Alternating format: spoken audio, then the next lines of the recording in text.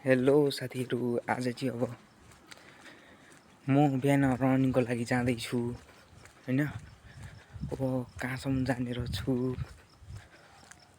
भनेर हेर्नको लागि चाहिँ भिडियो अन्तिमसम्म हेरिदिनु होला। र अहिले चाहिँ 4:40 भइरहेछ हैन। अनि म जाँदैछु। अब कहाँदेखि जाने रहेछु भनेर देखाउँछु।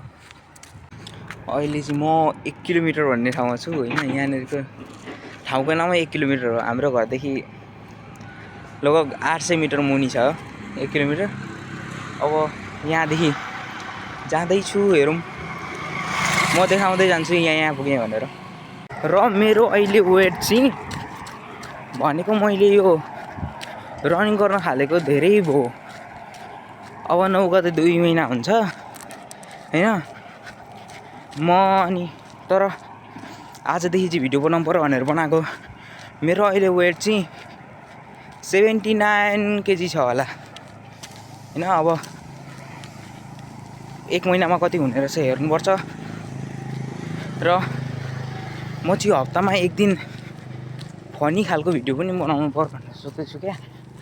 भनेको 1 हप्तामा 6 दिन चाहिँ बेग्लै, अनि त्यहाँदेखि चाहिँ एउटा चाहिँ फनी खालको भिडियो भनेर सोच्दैछु र त्यसै गर्छु। र पहिले चाहिँ म 88 किलोको थिएँ, अहिले चाहिँ घटेर 79 किलो भइरहेछु। यो मन्दिर त थाहा छ होला, बिर्ता बजार आइपुगेको छु। अब हेरौँ, म चाहिँ अहिले महेन्द्र रत्न मावि अगाडि छु। यहाँनिर छ तर देखिँदैन होला। यो चाहिँ सैनिक मोड आइपुगेको छु। अब जानेछु फेरि। हेर्न सक्नुहुन्छ यो चाहिँ म अहिले मेची आँखा हस्पिटल।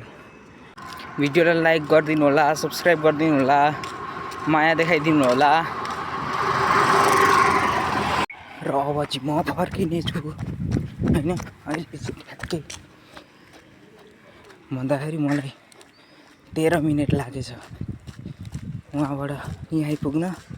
1 किलोमिटरदेखि मेची आँखा हस्पिटल आइपुग्न लगभग 3 किलोमिटर छ भन्ने सोच छ मलाई। यहाँ आउन 3 जान 3 भने चाहिँ 6 किलोमिटर हुन्छ। 3 किलोमिटर छ जस्तो लाग्छ, तर छ कि छैन कमेन्ट गरिदिनु होला। र अब भिडियो पनि बन्द गर्नुपर्छ। बाई।